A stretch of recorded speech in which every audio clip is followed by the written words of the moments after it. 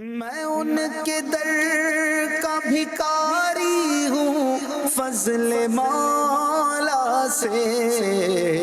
حسن فقیر کا جنت میں بستر ہوگا۔ الحمدللہ رب العالمین والصلاة والسلام علی خاتم النبیین، اما بعد فاعوذ باللہ من الشیطان الرجیم،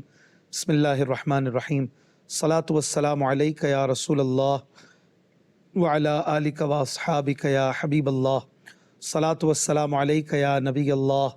وعلی آلک واصحابک یا نور اللہ۔ مدنی چینل کے ناظرین، آپ دیکھ رہے ہیں پروگرام کلام شہنشاہ سخن۔ شہنشاہ سخن یہ حضرت مولانا حسن رضا خان حسن رحمۃ اللہ علیہ کا لقب ہے، آپ کا ٹائٹل ہے، اور آپ واقعی ایسے کمال کے شاعر تھے اور ایسے عاشق رسول تھے کہ آپ کی ایک ایک نعت جس کو بھی اٹھا لیجئے عشق رسول کے دریا اس میں بہہ رہے ہیں، اور آپ کی نعتیہ کتاب کا نام ہے ذوق نعت۔ واقعی یہ اسم با مسمہ ہے، نعت کا ذوق یہ بڑھاتی ہے، اور الحمدللہ مدنی چینل پر اس پروگرام کلام شہنشاہ سخن کے ذریعے ہماری یہ کاوش اور کوشش ہے کہ اس پروگرام میں ہم مولانا حسن رضا خان صاحب رحمۃ اللہ علیہ کے مبارک کلام سمجھیں، آپ کو سنائیں اور ایک ایک ورڈ اس کا سمجھائیں، اور اس کے لیے ہماری ٹیم پوری ایفرٹ کرتی ہے۔ کلام بھی طرز میں پڑھے جاتے ہیں، اور اس میں ایسے ایسے اشعار آتے ہیں کہ جو آپ نے شاید پہلے کبھی نہ سنے ہوں، پھر اس کے ساتھ ساتھ مشکل الفاظ کے میننگ اسکرین پر آتے ہیں، پھر ہر کلام ایک کے بعد ایک شعر مکمل اشعار کے ساتھ سنایا اور سمجھایا جاتا ہے، اور اس کے لیے بڑی کوشش کی جاتی ہے الحمدللہ۔ اور اس کے پیچھے مقصد یہی ہے کہ جو ہمارے بزرگان دین سرمایہ اپنی زندگیوں میں چھوڑ گئے وہ ہم آگے بڑھائیں اور ہم اسے بھول نہ جائیں، بلکہ ان کے دیے گئے سبق اور ان کی تعلیمات کو سمجھیں بھی اور سیکھیں بھی کہ وہ کیا چاہتے تھے، وہ کیا سمجھتے تھے، اور ان کے تھاٹس، ان کے فکر، ان کے خیالات، ان کے جذبات آخری نبی صلی اللہ علیہ وآلہ وسلم کے بارے میں کیا تھے، اللہ پاک سے کیسی محبت تھی، مدینہ شریف سے کیسی محبت تھی، فکر آخرت کیسی تھی، یہ ساری چیزیں ہمیں اسپیشلی مولانا حسن رضا خان صاحب کی یہ آپ کے کلاموں میں ریفلیکٹ ہوتی ہوئی نظر آتی ہیں الحمدللہ۔ اور اسی لیے یہ پروگرام بڑا اہم ہے، خاص طور پر ان کے لیے جو نعتوں سے محبت کرتے ہیں اور نعت خوانی کو پسند کرتے ہیں، نعتیں سنتے ہیں، ان کے جذبات نعت خوانی سے مچل جاتے ہیں، تو اس پروگرام کے ذریعے ان حضرات کو خاص طور پر بہت فائدہ ہوتا ہے۔ آج جو کلام ناظرین ہم سنیں گے یہ مولانا حسن رضا خان صاحب رحمۃ اللہ علیہ کا مشہور کلاموں میں سے ایک کلام ہے، اور یہ کئی بار ماشاءاللہ پڑھا جاتا ہے، بہت خوبصورت کلام ہے، لیکن اس کے ہر شعر کو آپ نے سنا ہو یہ ضروری نہیں ہے۔ اس کلام کے تقریباً 21 اشعار ہیں، اور ہم کوشش کریں گے کہ 2 ایپیسوڈز میں اس کلام کو مکمل کریں۔ تھوڑی سی اس کلام کی بحر درمیانی بحر ہے، اور بہت پیارا کلام ہے، ایک ایک شعر سونے میں تولنے کے قابل ہے۔ اس کا مطلع ہے: اللہ اللہ شہ کونین جلالت تیری، فرش کیا عرش پہ جاری ہے حکومت تیری۔ نبی کریم صلی اللہ علیہ وآلہ وسلم نے فرمایا، تم جہاں بھی ہو مجھ پر درود پڑھو کہ تمہارا درود مجھ تک پہنچتا ہے۔ صلو علی الحبیب صلی اللہ علی محمد صلی اللہ علیہ وآلہ وسلم۔ ناظرین اکرام، کلام شروع کرتے ہیں، مطلع میں کہتے ہیں: اللہ اللہ شہ کونین جلالت تیری، اللہ اللہ شہ کونین جلالت تیری، اللہ اللہ شہ کونین جلالت تیری، فرش کیا عرش پہ جاری ہے حکومت تیری، فرش کیا عرش پہ جاری ہے حکومت تیری۔ اللہ اللہ جو لفظ ہے نا، اس میں جلالت یہ سبحان اللہ کے معنی میں، جیسے ہم سبحان اللہ کہتے ہیں نا، یہ کسی چیز کی تعریف کے لیے آتا ہے، سبحان اللہ، ماشاء اللہ، اللہ رے، یہ سارے الفاظ تو یہاں پر کہہ رہے اللہ اللہ یعنی واہ واہ، شاہ کونین، شاہ یعنی بادشاہ، سردار، آقا، کونین یعنی دونوں جہاں، اے دونوں جہاں کے بادشاہ، سبحان اللہ، آپ کی جلالت کے کیا کہنے، جلالت یعنی بزرگی، بڑائی، عزت، اس کو کیا کہنا، سبحان اللہ، کہ فرش کیا، عرش پہ جاری ہے حکومت تیری، عرش پہ بھی آپ مسند نشیں ہوئے اور دنیا آپ کی ہے، اللہ نے آپ کو عطا کر دیا سب کچھ، آپ کی کیا بات ہے یا رسول اللہ صلی اللہ علیہ وآلہ وسلم۔ اگلے شعر میں کہتے ہیں جھولیاں کھول کے بے سمجھے نہیں دوڑ آئے، جھولیاں کھول کے بے سمجھے نہیں دوڑ آئے، ہمیں معلوم ہے دولت تیری، عادت تیری، ہمیں معلوم ہے دولت تیری، عادت تیری۔ اس شعر میں کہہ رہے ہیں کہ جھولیاں، جو جھولیاں اپنی کھول کے پھیلا کے بے سمجھے نہیں دوڑا ہے، بے سمجھے یعنی بغیر کچھ سوچے سمجھے نہیں ہم آ گئے بھاگتے ہوئے آپ کی طرف، آپ کی بارگاہ میں، بلکہ یا رسول اللہ ہمیں معلوم ہے آپ کی دولت کتنی ہے اور آپ کی عادت کیا ہے، ہمیں دونوں چیزیں پتہ ہے۔ کسی کی دولت کم ہوتی ہے، عادت اچھی ہوتی ہے، منع نہیں کرتا، لیکن دولت ہی تھوڑی ہے، کتنا دے گا۔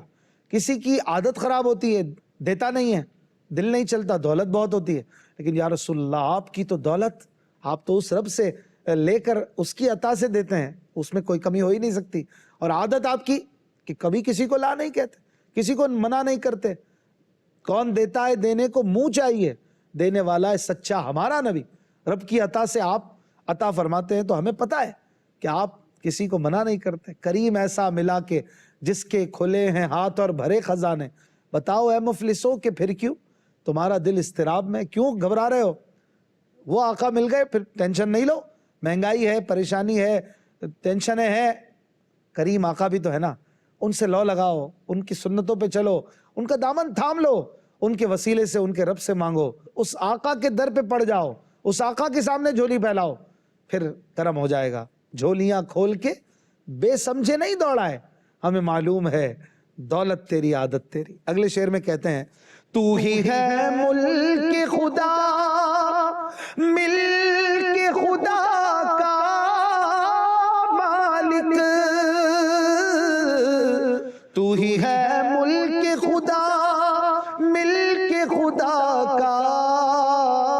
مالک، راج تیرا ہے زمانے میں، حکومت تیری، راج تیرا ہے زمانے میں، حکومت تیری۔ ملک خدا یعنی اللہ تعالیٰ کی جو بنائی ہوئی دنیا ہے، جو ملک ہے، جو شہر ہیں، جو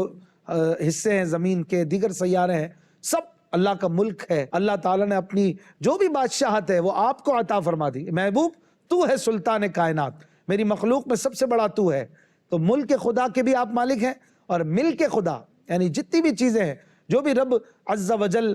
کی ملکیت ہے، اللہ تعالیٰ نے آپ کو اپنی ملکیت کا مالک بنا دیا۔ محبوب تیرا ہے سب، کیونکہ میں تو مالک ہی کہوں گا کہ ہوں مالک کے حبیب، یعنی محبوب و محب میں نہیں میرا تیرا کہ یہ میرا ہے محبوب یہ تیرا ہے، نہیں، جو رب کا ہے رب نے آپ کو عطا فرما دیا، رب کی عطا سے آپ بھی مالک ہو گئے۔ تو کہہ رہے ہیں کہ راج تیرا ہے، راج یعنی بادشاہت، راج آپ کا ہے یا رسول اللہ، اور زمانے میں حکومت آپ کی ہے، آپ کی ملک ہے، آپ کا ملک ہے، آپ کا راج ہے، آپ کی حکومت ہے، غم کیسا ہے پھر، سبحان اللہ۔ اگلے شعر میں کہتے ہیں تیرے انداز یہ کہتے ہیں کہ خالق کو تیرے انداز یہ کہتے ہیں کہ خالق کو سب حسینوں میں پسند آئی ہے صورت تیری، سب حسینوں میں پسند آئی ہے صورت تیری۔ یا رسول اللہ، آپ کے انداز، آپ کا چلنا پھرنا، اٹھنا بیٹھنا، بولنا سننا، ہر ادا نرالی ہے، ایسی نرالی کہ کسی کی ایسی ادا نہیں، نہ پہلے کسی کی ہوئی نہ بعد میں کسی کی ہوئی۔ آپ کے انداز تو ایسے ہیں، اور اس سے یہ واضح ہوتا ہے کہ اللہ تعالیٰ نے جو انداز اور جو ادائیں آپ کو دیں وہ کسی اور کو نہ دیں، وہ کسی کو نہ عطا ہوئیں۔ یہ واضح کرتا ہے کہ سب حسینوں سے بڑھ کر آپ کی صورت مجتبی اللہ پاک کو پسند ہے، اور سب سے پیارے آپ ہیں، یا آپ کے انداز پاک بھی بتا رہے ہیں۔ سبحان اللہ۔ اگلے شعر میں کہتے ہیں، اس نے حق دیکھ لیا جس نے ادھر دیکھ لیا، اس نے حق دیکھ لیا جس نے ادھر دیکھ لیا، کہہ رہی ہے یہ چمکتی ہوئی طلعت تیری، کہہ رہی ہے یہ چمکتی ہوئی طلعت تیری۔ طلعت یعنی چمکتی ہوئی رنگت، چمکتا ہوا چہرہ، اور یہ چمکتی ہوئی خوبصورت آپ کی مبارک جو صورت پاک ہے، یہ گویا زبان حال سے کہہ رہی ہے۔ ایک تو ہوتا ہے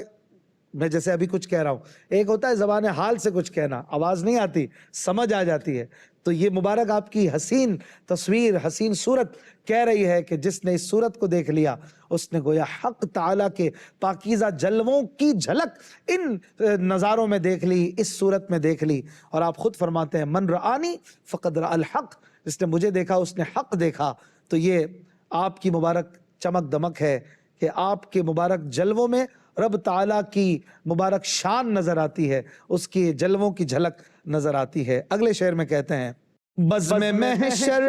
کا نہ کیوں جائے بلاوا سب کو، بزم محشر کا نہ کیوں جائے بلاوا سب کو، کہ زمانے کو دکھانی ہے وجاہت تیری، کہ زمانے کو دکھانی ہے وجاہت تیری۔ بزم محشر یعنی محشر کی محفل، اس میں سب کو آنا ہے، سب نے جمع ہونا ہے، سارے آئیں گے، بڑا ہو چھوٹا ہو سب آئیں گے، اولین و آخرین یہ جمع ہوں گے۔ کیوں جمع ہوں گے؟ اس کا ایک عشق کا پہلو بیان کر رہے ہیں کہ بزم محشر کا کیوں سب کو بلاوا نہ جائے، دعوت کیوں نہ جائے سب کے پاس، کیونکہ حضور علیہ السلام کی عزت اور آپ کا مرتبہ، وجاہت یعنی عزت، رعب، دبدبا اور مرتبہ دکھانا اللہ پاک نے، دکھائی جائے گی محشر میں شان محبوبی، کہ آپ ہی کی خوشی آپ کا کہا ہوگا۔ تو اس دن فقط اتنا سبب ہے انعقاد بزم محشر کا کہ ان کی شان محبوبی دکھائی جانے والی ہے۔ اور امام احمد رضا خان رحمۃ اللہ علیہ لکھتے ہیں کہ عرش حق ہے مسند رفعت رسول اللہ کی، دیکھنی ہے حشر میں عزت رسول اللہ کی۔ تو یہ وہ وجاہت اور عزت ہے جو اللہ پاک دکھائے گا، دنیا دیکھے گی، یہی محبوب خدا ہیں، انہی کی چل رہی ہے آج۔ سبحان اللہ۔ اگلے شعر میں کہتے ہیں، عالم روح پہ ہے عالم اجسام کو ناز، عالم روح پہ ہے عالم اجسام کو ناز، چوکھٹے میں ہے عناصر کے جو صورت تیری چوکھٹے میں ہے، عناصر کے جو صورت تیری۔ چوکھٹا یعنی سانچا جس میں آپ نے دیکھا ہوگا بعض اوقات کچھ بنانے کے لیے مزدور ایک لکڑی ادھر رکھتے ہیں، ادھر رکھتے ہیں، پھر نیچے رکھتے ہیں، پھر یعنی چاروں طرف لکڑی ہوتی ہے، پھر بیچ میں سیمنٹ ڈالتے ہیں، کچھ بھی بناتے ہیں، کوئی فرش بناتے ہیں، ٹائل بناتے ہیں وغیرہ وغیرہ۔ اس طرح یہ چوکھٹا ہوتا ہے جس کے اندر کوئی چیز رکھی جاتی ہے۔ تو گویا یہ جسم جو ہے یہ ہمارا چوکھٹا ہے، اس کے اندر روح ہے، تو یہ جسم چوکھٹا ہے، سانچا ہے، اس کے اندر روح اللہ پاک نے داخل فرما دی۔ تو اب جسم کہیں جاتا ہے تو روح جاتی ہے ساتھ ساتھ۔ تو عالم روح الگ ہے، عالم جسم الگ ہے۔ ہم ابھی روح اور جسم کے مرکب ہیں۔ تو کہہ رہے ہیں، بڑی خوبصورت بات کہہ رہے ہیں کہ عالم روح پہ عالم اجسام ناز کرتا ہے، یعنی جسم کی جو دنیا ہے وہ روح کی دنیا پہ ناز کرتی ہے، فخر کرتی ہے کہ دیکھو مصطفیٰ کریم علیہ السلام کی صورت اور آپ کا جلوہ، آپ عالم اجسام کے ساتھ عالم ارواح کو لیے ہوئے ہیں۔ اس لیے حضور علیہ السلام کے مبارک وجود پاک اور جسم مصطفیٰ کے روح مصطفیٰ صلی اللہ علیہ وآلہ وسلم کے ساتھ ہونے کی وجہ سے عالم ارواح پر عالم اجسام ناز کرتا ہے۔ یہ بڑا ہی گہرا اور بہت ہی خوبصورت اور کمال کا شعر ہے، اس پہ جتنا غور کیا جائے اتنے خوبصورت نقطے ملتے ہیں۔ بہرحال اگلے شعر میں کہتے ہیں، جن کے سر میں ہے ہوا داشت نبی کی رضوان، جن کے سر میں ہے ہوا داشت نبی کی رضوان، ان کے قدموں سے لگی پھرتی ہے جنت تیری، ان کے قدموں سے لگی پھرتی ہے جنت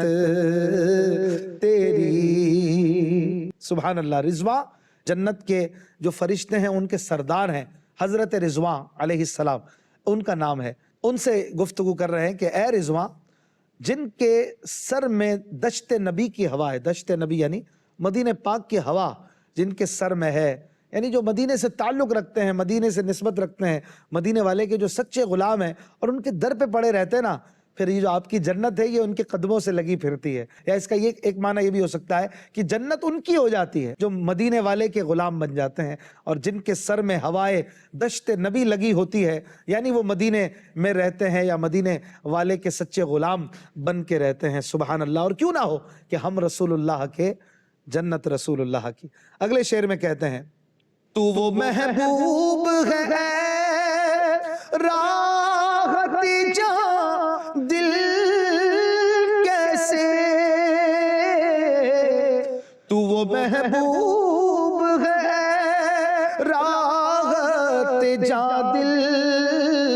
کیسے، ہے زمین خشک کو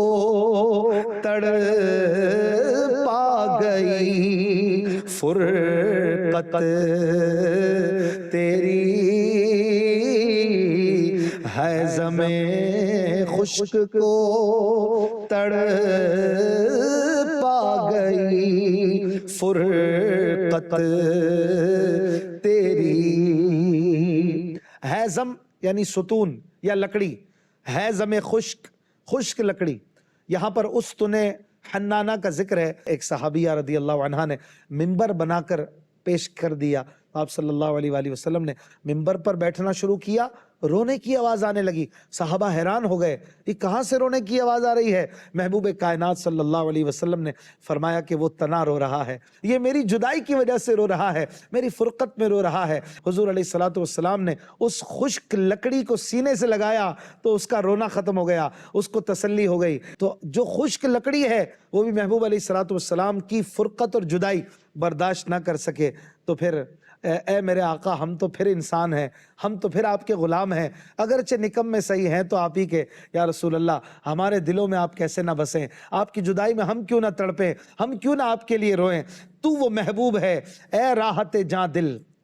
یعنی اے دل اور جاں کی راحت، آپ تو وہ محبوب ہیں۔ دل کے بعد آپ تصور میں ایک کوما لگا لیجئے کہ دل پر ایک گفتگو کا تھوڑا سا توقف ہے۔ اب کہہ رہے ہیں کیسے، کیسے کا تعلق اگلی لائن سے ہے، کیسے ہے زمِ خشک کو تڑپا گئی فرقت تیرے، یعنی ایک خشک لکڑی کے تنے کو کیسے تڑپا گئی آپ کی فرقت، فرقت یعنی جدائی، تو پھر ہم تو پھر آپ کے غلام ہیں، ہم کیوں نہ تڑپیں، ہمیں بھی بس اپنی تڑپ عطا کر دیجئے، اپنا غم عطا کر دیجئے۔ سبحان اللہ۔ اگلے شعر میں کہتے ہیں ماہ و خورشید سے دن رات ضیاء پاتے ہیں، ماہ و خورشید سے دن رات ضیاء پاتے ہیں، ماہ و خورشید کو چمکاتی ہے طلعت تیری، ماہ و خورشید کو چمکاتی ہے طلعت تیری۔ ماہ یعنی چاند، خورشید یعنی سورج، جب چاند نکلتا ہے تو رات میں روشنی ہو جاتی ہے، خورشید یعنی سورج نکلتا ہے تو دن میں روشنی ہوتی ہے، تو دن رات سورج اور چاند سے روشنی پاتے ہیں، اور سورج اور چاند یا رسول اللہ آپ سے روشنی پاتے ہیں۔ طلعت یعنی آپ کے حسن پاک سے ماہ و خورشید چمکتے ہیں، اور ماہ و خورشید سے دن رات چمکتے ہیں، تو گویا آپ ہی سے دن رات چمکتے ہیں، آپ کی طلعت اور آپ کی ضیاء سے۔ سبحان اللہ۔ اگلے شعر میں کہتے ہیں گٹھڑیاں بندھ گئی پر ہاتھ تیرا بند نہیں، گٹھڑیاں بندھ گئی پر ہاتھ تیرا بند نہیں، بھر گئے دل نہ بھری دینے سے نیت تیری، بھر گئے دل نہ بھری دینے سے نیت تیری۔ گٹھڑیاں بندھ جانا یعنی لینے والا آتا ہے گٹھڑی، کپڑے وغیرہ کو لاتا ہے، بچھاتا ہے، اس میں ڈال دیجئے، مالک اس میں ڈال دیجئے، اب اتنا مالک نے عطا کر دیا، گٹھڑی فل ہو گئی، پورا بیگ بھر گیا، جو کچھ تھا سب بھر دیا، لیکن اور عطا کر رہے ہیں، اور عطا کر رہے ہیں، اور عطا کر رہے ہیں، یعنی گٹھڑیاں تو بند گئیں پر آپ کا ہاتھ بند نہیں ہوا۔ بند ہونا یعنی عطا سے رک جانا، بند یعنی رک جانا، آپ کا ہاتھ نہیں رکا، عطا پہ عطا، اور عطا اور عطا، اور بھر گئے دل بھر گئے آپ کی عطا سے۔ یا رسول اللہ آپ نے اتنا دے دیا پر آپ کی نیت نہیں بھری، آپ کی نیت بھرنا یہ محاورہ ہے، یعنی کسی کی نیت دینے سے اب بھر جانا، بس اب نہیں دینا، نہیں، آپ کا وہ معاملہ نہیں، آپ تو عطا پر عطا، عطا پر عطا فرماتے ہیں۔ سبحان اللہ۔ تو یہاں پر ناظرین کرام 11 اشعار اس کلام اللہ اللہ شہ کونین جلالت تیری اس کے مکمل ہوئے، مزید 10 اشعار رہتے ہیں، زندگی رہی تو انشاءاللہ الکریم اگلے پروگرام میں انہیں سنیں گے، سمجھیں گے۔ اپنا خیال رکھیے گا۔ صلو علی الحبیب صلی اللہ علی محمد صلی اللہ علیہ وآلہ وسلم۔ آسیوں کو در تمہارا مل گیا، بے ٹھکانوں کو ٹھکانہ مل